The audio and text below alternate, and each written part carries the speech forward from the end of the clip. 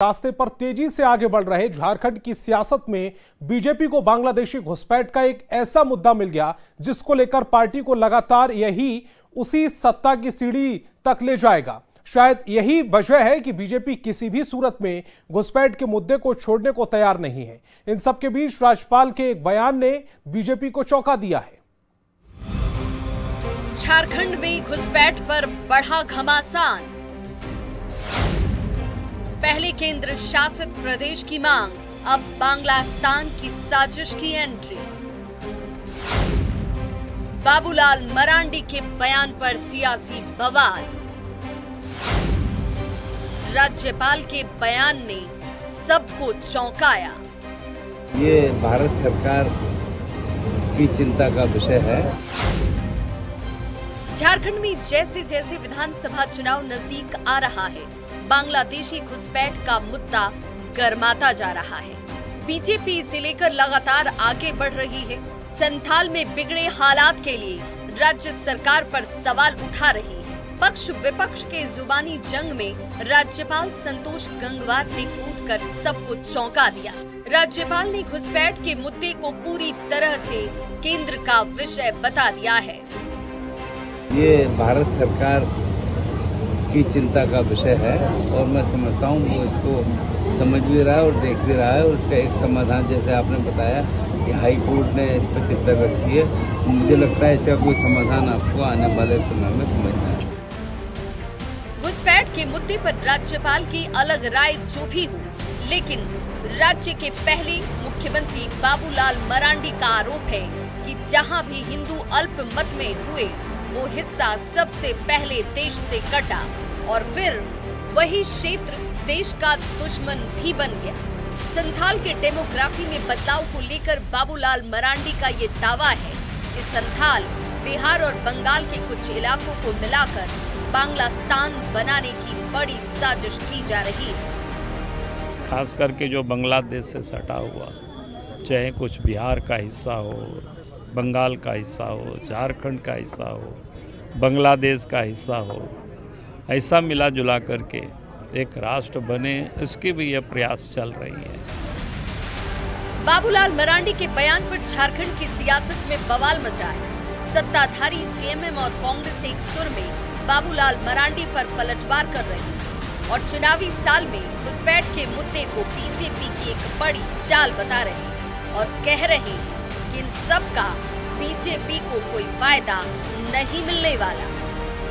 जो भी प्रयास है ना भाजपा का चुनाव में कोई एक मुद्दा बनाने का है, एक परसेप्शन बनाने क्रिएट करने की वो प्रयास कर रहे हैं।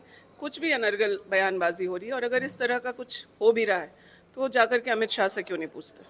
बीजेपी के नेताओं को कह रहा हूँ, अब बर्दाश्त से बाहर हो रही है। हम लोग सहन शक्ति बर्दाश्त से बाहर हो गई।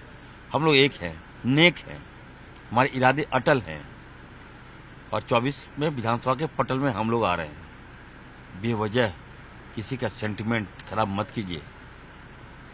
बांग्लादेश बताइए साहब, क्या सोच है? इस मंशा को झारखंड मुक्ति मोर्चा तो पूरा नहीं होने देगी और चुनाव का वक्त है अभी, तो इस तरह की बातें भारतीय जनता पार्टी के तरफ से आती जाती रहेंगी, लेकिन इनकी जो मंशा है उसको हम पूरा नहीं होने देंगे।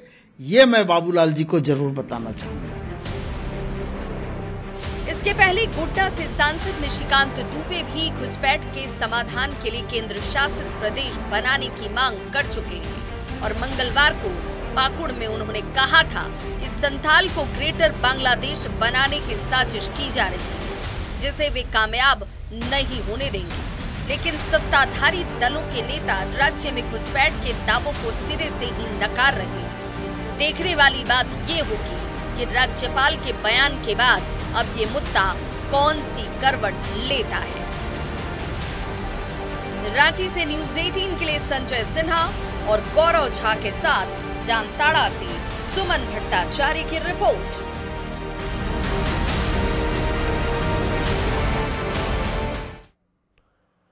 और झारखंड में चुनाव को देखते हुए बीजेपी पूरी तरह से एक्टिव मोड में है। पार्टी की तैयारियों को धार देने के लिए झारखंड बीजेपी के चुनाव प्रभारी शिवराज सिंह चौहान कल रांची आ रहे हैं, जबकि सह चुनाव प्रभारी हेमंता बिस्वा शर्मा आज रात ही रांची पहुंच सकते हैं। झारखंड बीजेपी प्रभारी लक्ष्मीकांत वाजपेयी भी कल ही रांची आ सकते हैं।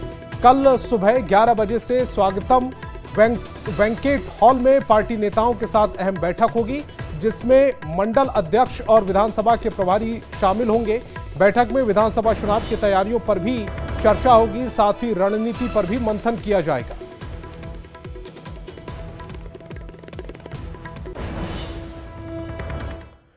और झारखंड में आगामी विधानसभा चुनाव को लेकर उम्मीदवारों ने दावेदारी शुरू कर दी है। कांग्रेस के टिकट पर चुनाव लड़ने की इच्छा रखने वाले नेता 26 अगस्त तक आवेदन दे सकते हैं। रांची जिला ग्रामीण अध्यक्ष के कार्यालय में आवेदन आने शुरू हो गए हैं। अब तक 9 आवेदन आ चुके हैं। आवेदन देने वालों में कांग्रेस के कई जिला अध्यक्ष भी शामिल हैं। कांग्रेस जिला ग्रामीण अध्यक्ष राकेश किरण महतो ने सिल्ली सीट से खुद की दावेदारी पेश की है। संभावित उम्मीदवार हैं जो अपने आप को प्रत्याशी की दावेदार समझते हैं, उन लोगों की तरफ से आवेदन की प्रक्रिया प्रारंभ कर दी गई है। बाकायदा सभी विधानसभा क्षेत्रों के अलग अलग हम लोगों ने उसके कैटेगराइज किए हैं और अभी उम्मीदवारों के तरफ से आवेदन आना प्रारंभ भी हो गया है। करीब 3 विधानसभा से करीब 9 उम्मीदवारों ने अभी तक अपना आवेदन दिया है। तो मुझे लगता है कि ये संख्या जैसे ही अब 15 अगस्त के बाद 26 तारीख इसका डेडलाइन है, तो तब तक मुझे लगता है कि सभी विधानसभा क्षेत्रों से बड़ी संख्या में लोग प्रत्याशी बनने के लिए अपने आप की दावेदारी करेंगे। दिल्ली में राहुल गांधी के साथ बैठक में शामिल होने के बाद कांग्रेस एमएलए शिल्पा नेहा तिर्की वापस रांची लौट आई हैं। राहुल गांधी के साथ बैठक में 6 राज्यों के नेता शामिल हुए थे, जिसमें झारखंड के एकमात्र नेता शिल्पी नेहा तिर्की शामिल हुई थी। बैठक को लेकर शिल्पी नेहा तिर्की ने बताया कि विधानसभा चुनाव की तैयारी और संगठन के साथ कई मुद्दों पर चर्चा हुई और राहुल गांधी ने झारखंड को लेकर काफी गंभीर चर्चा की है। सारे ऐसे मुद्दों पे भी चर्चा हुई जो बहुत टॉपिकल है इस मोमेंट पे, और हम सभी ने अपना अपना जो राय था, सुझाव था, उन चीज़ों को माननीय राहुल गांधी जी के सामने रखा है। राहुल जी कब तक आ रहे हैं, क्योंकि पता चला है कि राहुल गांधी भी बहुत जल्द आने वाले हैं। सितंबर के महीने में पहले सप्ताह में कुछ लोग कह रहे हैं, तैयारियां भी हो रही हैं। कुछ आपको ऐसा लगा हिंट? मैं आपको इतना ज़रूर बतला सकती हूँ कि वो झारखंड को लेके बहुत गंभीर हैं और झारखंड के मुद्दों को लेके आगे कैसे उन समस्याओं का समाधान निकाला जाएगा, उन चीज़ों को भी लेके वो बहुत चिंतित हैं।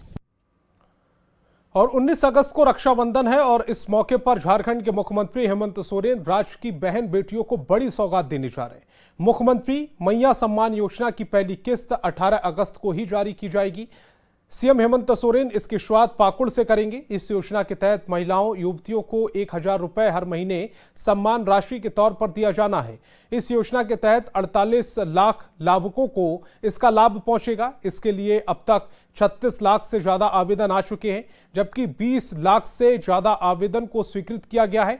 मुख्यमंत्री ने योजना की पहली किस्त को लेकर रांची में अधिकारियों के साथ बैठक की, जिसमें उन्होंने 18 अगस्त को शिविर जारी रखने के निर्देश दिए हैं। साथ ही आवेदन में आ रही त्रुटियों को जल्द से जल्द दूर करने के निर्देश भी दिए गए।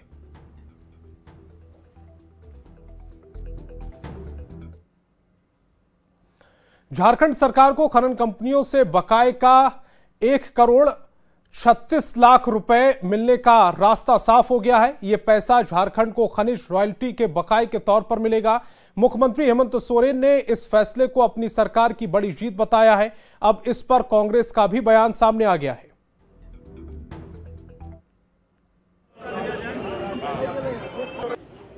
पिछले कई वर्षों से हम लोग कह रहे हैं कि 1,36,000 करोड़ रुपया हमारा केंद्र सरकार के पास बकाया है, और तब कई लोग मजाक उड़ाते थे। आज सुप्रीम कोर्ट ने इस बात पर मुहर लगा दी है कि हाँ, बिल्कुल ये झारखंड का हक है और उसको मिलना चाहिए। अब आप समझिए कि 1,36,000 करोड़ रुपया रख करके किस तरह से विकास की गति को बाधित किया गया। साहिबगंज के राजमहल प्रखंड में कई गांव बाढ़ से प्रभावित हैं। गांव के घरों में 3 फीट तक बाढ़ का पानी भर गया है। सड़क पर पानी भर जाने से गांव के लोग नाव से आना जाना कर रहे हैं। ग्रामीणों का कहना है कि हम लोग काफी मुसीबत में रह रहे हैं। प्रशासन की तरफ से हमें कोई देखने वाला नहीं है। वोट लेने के टाइम तो खूब नेता आते हैं, लेकिन अभी तक कोई विधायक या सांसद नहीं आया। ये जो है ना पीसीसी रोड है, इस पर नाव चल रहा है। पूरा देखिए रहे हैं जो सारा बस्ती डूब चुका है। ये अभी जो है तो हम लोग नाथू टोला में हैं। ऐसा टोला जो है तो 14 टोला प्रभावित है बाढ़ से। और आज तक हमारे ना सांसद ना विधायक कोई भी यहाँ देखने के लिए नहीं आया बाढ़ में ये क्या स्थिति है नहीं है। यहाँ बहुत कुछ की दिक्कत है, नाव बेड़ा के अनाज पानी भी सब डूब धंस गया।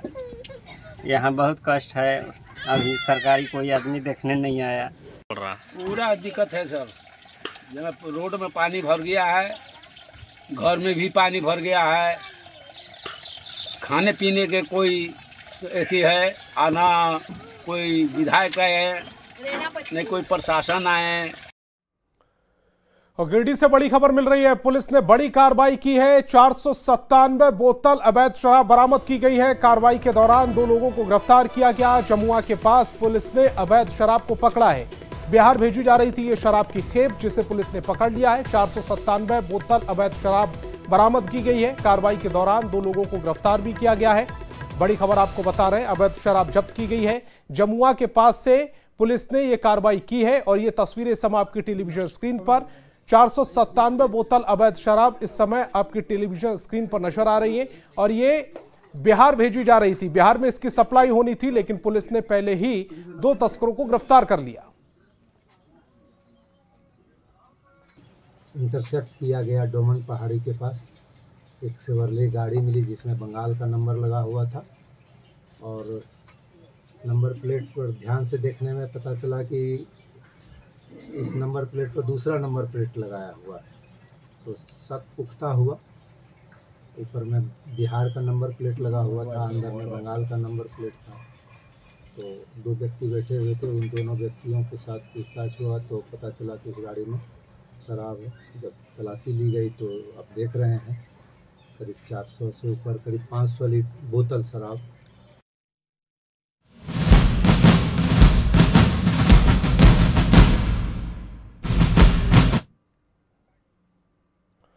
रांची के मोरहाबादी में सीएम हेमंत सोरेन ने ध्वजारोहण किया। मुख्यमंत्री हेमंत सोरेन ने शहादत के बाद आजादी के महत्व का जिक्र किया। हेमंत सोरेन ने झारखंड के उन नायकों को भी याद किया जिन्होंने अपना सब कुछ आजादी की लड़ाई में झोंक दिया। हेमंत सोरेन ने इस मंच से सरकार की उपलब्धियां और विकास के रास्ते पर आई परेशानियों का जिक्र किया। हेमंत सोरेन ने कोरोना के साथ साथ उन विरोधी ताकतों का भी जिक्र किया जिसकी वजह से बाधा आई है। हेमंत सोरेन ने कहा कि अगर इरादे नेक हों तो दुनिया की कोई ताकत झुका नहीं सकती। मान सम्मान के लिए संघर्ष करना परंपरा रही है। गरीब और असहाय अब खुद को मजबूत महसूस करता है। अब निरीक्षक काठिया टुडू है।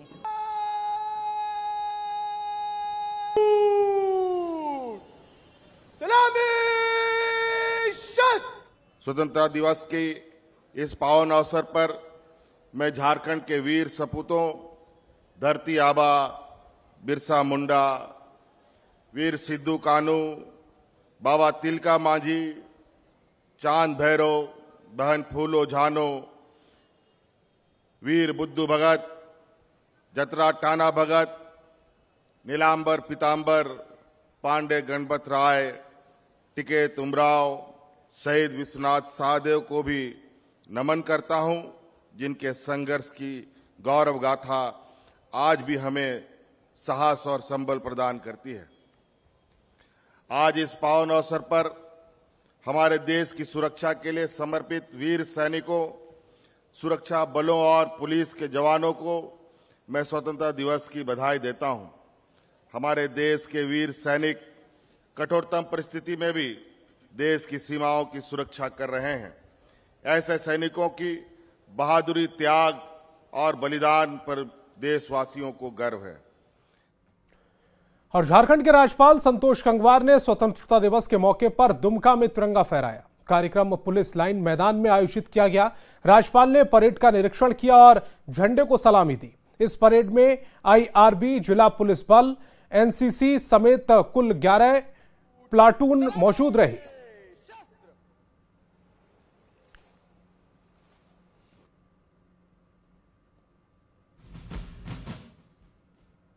का दिन है। सदियों की गुलामी के बाद आज ही के दिन भारतवासियों को ब्रिटिश दास्ता से मुक्ति पब मिली थी। हमें ये आजादी कई महान सपूतों के बलिदान एवं त्याग से प्राप्त हुई है। देश के उन सभी जाबाज सैन्य कर्मियों तथा पुलिस कर्मियों को भी श्रद्धांजलि अर्पित करता हूं, जिन्होंने देश की एकता और अखंडता को बनाए रखने के लिए अपना जीवन बलिदान कर दिया। मैं देश की सीमाओं की रक्षा के लिए तैनात सभी जवानों को भी हार्दिक शुभकामनाएं देता हूं।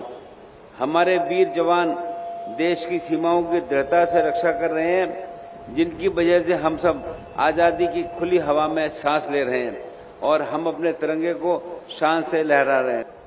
मेरे प्रिय राज्यवासियों, स्वतंत्रता प्राप्ति के बाद हमारे देश ने विभिन्न क्षेत्रों में प्रगति की है और कई क्षेत्रों में कीर्तिमान भी स्थापित किए हैं।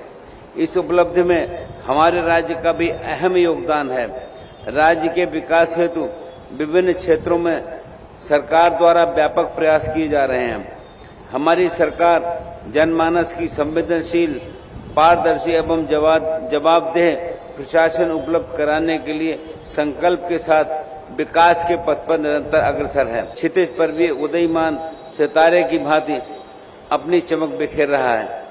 किसी भी राज्य के विकास हेतु वहां बेहतर कानून व्यवस्था का होना आवश्यक है। देश के माननीय प्रधानमंत्री श्री नरेंद्र मोदी जी द्वारा पुराने ब्रिटिश कानून समय के कानूनों को हटाते हुए 3 नए कानून देश में लागू किए हैं। इन कानूनों का मुख्य उद्देश्य दोषी को सजा दिलाने के साथ साथ पीड़ित को न्याय मिले, इस ओर चिंता रही है।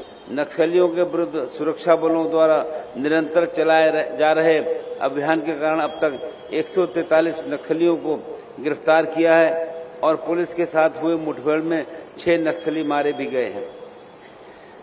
नक्सलियों के आत्मसमर्पण एवं पुनर्वास नीति के तहत अब तक 21 नक्सलियों ने आत्मसमर्पण भी किया है। जैसे जैसे हमारा देश डिजिटलीकरण क्षेत्र में आगे बढ़ रहा है, साइबर अपराध की संख्या में भी वृद्धि हो रही है। हमारा झारखंड, विशेषकर संथाल परगना भी इससे अछूता नहीं है।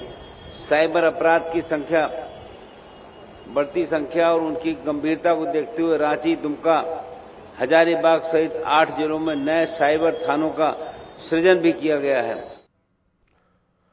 और दुमका से लौटने के दौरान झारखंड के राज्यपाल संतोष गंगवार धनबाद पहुंचे। इस दौरान बीजेपी सांसद, विधायक और डीसी ने उनका स्वागत किया। झारखंड वासियों को राज्यपाल ने स्वतंत्रता दिवस की बधाई भी दी।